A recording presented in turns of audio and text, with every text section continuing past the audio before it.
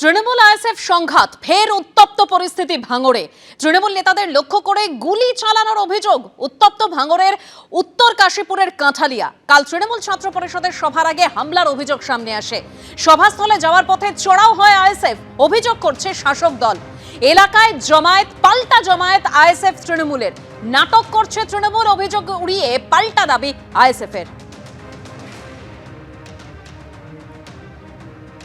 মজা দেখবেন না, চলুন চলো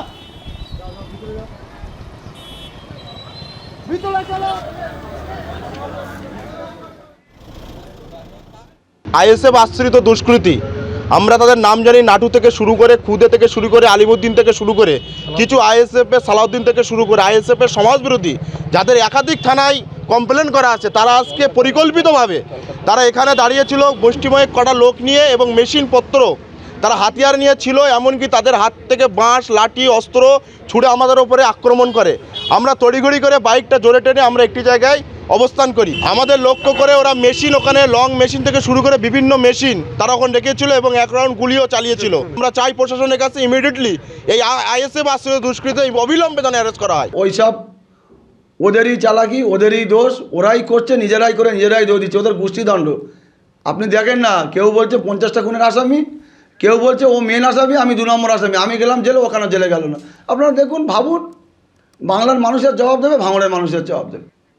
ভারতের ভোটার তালিকায় আরো বাংলাদেশি নাগরিকের হদিশ মিলল। ধৃত আরো 6 বাংলাদেশের তালিকা সিইও কে পাঠালো ফরেনার্স রিজিওনাল রেজিস্ট্রেশন অফিস এবং এই নামগুলো ভোটার তালিকা থেকে সরানোর সুপারিশও দেওয়া হয়েছে। আর গতকালও আরো 7 জন বাংলাদেশি নাগরিকের হদিশ পাওয়া গিয়েছে। সব মিলিয়ে কি তথ্য, বিস্তারিত জানবো আমাদের প্রতিনিধি রুমা পালের কাছ থেকে। রুমা,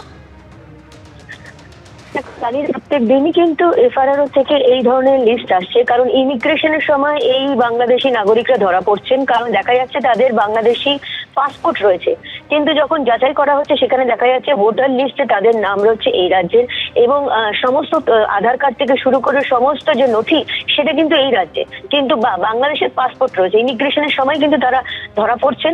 সেই ধৃত বাংলাদেশি যারা নাগরিক, সেখানে আজকে যেমন 6 জন এবং কালকেও 7 জন এরকম ছিলেন। এর প্রত্যেকের লিস্টই কিন্তু এসে পৌঁছেছে সিও দপ্তরে এবং ইতিমধ্যেই কিন্তু এদের ভোটার লিস্ট থেকে তাদের নামের যে তালিকা রয়েছে সেটা বাদ দেওয়ার কথা বলা হয়েছে এবং সেক্ষেত্রে সংশ্লিষ্ট জেলাগুলোকে কিন্তু পাঠিয়ে দেওয়া হয়েছে এই লিস্ট, এবং যাতে খতিয়ে দেখার জন্য যাতে এই বাংলাদেশি নাগরিকরা আদৌ কি বাংলাদেশি নাগরিক এবং সেক্ষেত্রে তারা কি করে এখানকার যে ভোটার লিস্টে তারা সামিল হলো, সেক্ষেত্রে যদি প্রমাণ হয়ে যায় যে বাংলাদেশি নাগরিক যেহেতু এফআরআরও থেকে এসেছে এবং তারা কিন্তু ধরাই পড়েছেন তাদের নথি নিয়ে, এর খুব স্বাভাবিক কারণেই কিন্তু এদের নাম ভোটার তালিকা থেকে বাদ যাবে। ধন্যবাদ রুমা।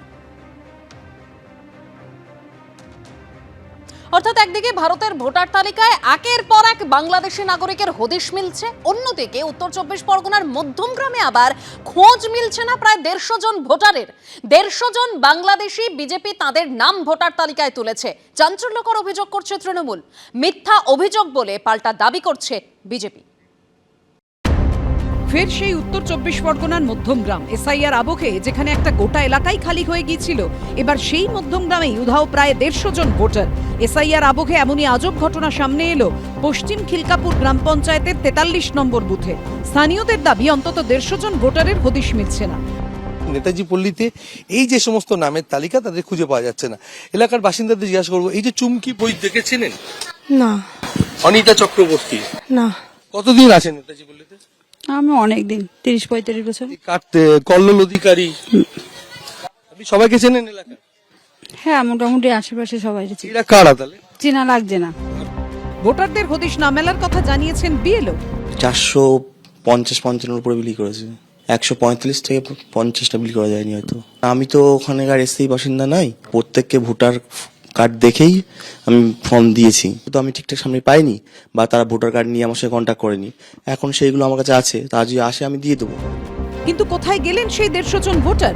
মারাত্মক অভিযোগ তুলেছে তৃণমূল। তাঁদের দাবি যাদের হদিশ মিলছে না তারা বাংলাদেশের নাগরিক, বিজেপি তাঁদের নাম ভোটার তালিকায় তুলে দিয়েছে। 2019 সালে এটা যেহেতু আমাদের একটু কলোনি বেস এলাকা, বিজেপির খুব বাড়প্রান্ত বিরোধীদের চক্রান্তে আজকে আমাদের এরা ম্যাক্সিমাম আমাদের হিন্দু ভাইরা চক্রান্ত করে তাদের নাম তোলা হয়েছে বিজেপির মাধ্যমে। বিজেপিরাই এসব নামগুলো তুলেছে এবং তাদের আত্মস্বজনের মাধ্যমে, কিন্তু আজ পর্যন্ত আমরা তাদের খুঁজে পাইনি। আমরা প্রায় 150 লোককে আমরা খুঁজে পাইনি। উনি মানুষের কাছে এটা একটা মানে খুব সুন্দর কৌশলে একটা হিন্দুদের নাম বাদ যাচ্ছে বলে একটা ন্যারেটিভ সেট করছে। এবং এসআইআর এর মধ্যে চলছে, বিএলওরা ভালো কাজ করছে এবং দেখেছেন যে কিভাবে তারা সুন্দরভাবে সুষ্ঠুভাবে কাজ করতে পারে। নির্বাচন কমিশন পুরোপুরিভাবে তাদের সাথে আছে। এসআইআর চালু হওয়ার পর এই মধ্যমগ্রামে 3 নম্বর ওয়ার্ডের একটি বিস্তীর্ণ অঞ্চলের বাসিন্দারা উধাও হয়ে গিয়েছিলেন। রীতিমতো খাঁ খাঁ করছে এলাকা, কঙ্কালসার বাড়ি, ঘর দৌড় উঠোন। স্থানীয় বাসিন্দাদের দাবি ওই এলাকার বাসিন্দারা বাংলাদেশে চলে গেছেন। এবার সেই মধ্যমগ্রামেই হদিশ মিলছে না প্রায় 150 জন ভোটারের। সমীরণ পাল ও সুদীপ্ত আচার্য রিপোর্ট, এবিপি আনন্দ। ফের কমিশনের নির্দেশ অমান্য, স্ক্যানারে বারুইপুর পূর্ব। এসআইআরে শৃঙ্খলা ভঙ্গ ও অবৈধ কার্যকলাপের অভিযোগ সামনে এসেছে। স্ক্যানারে বারুইপুরের একাধিক সরকারি অফিসার এবং ওই সরকারি অফিসার ও কর্মীদের বিরুদ্ধে পদক্ষেপের ভাবনার কথা ভাবা হয়েছে বলেও কমিশন সূত্রে খবর পাওয়া যাচ্ছে।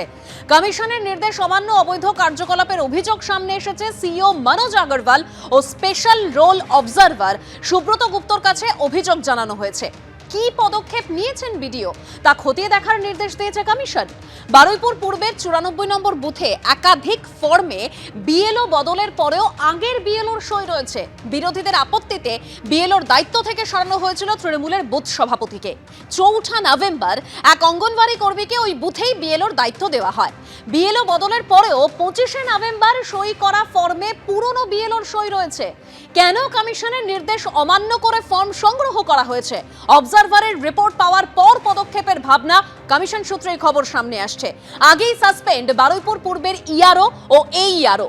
ভোটার লিস্টে গরমিলের অভিযোগে সাসপেন্ড হন ইআরও ও এইআরও।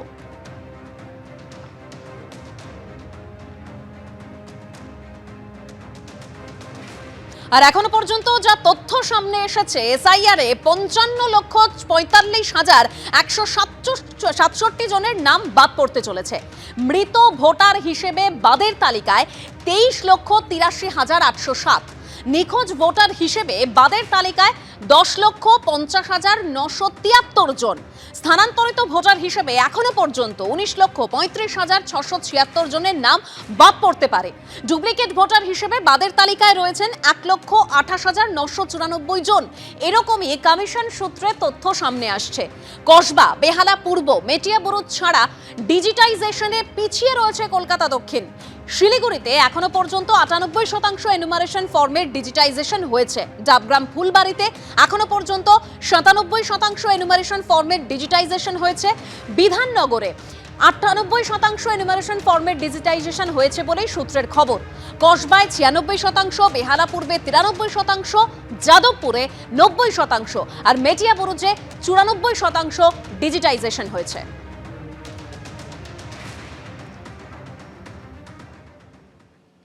এবিপি আনন্দ, এগিয়ে থাকে, এগিয়ে রাখে।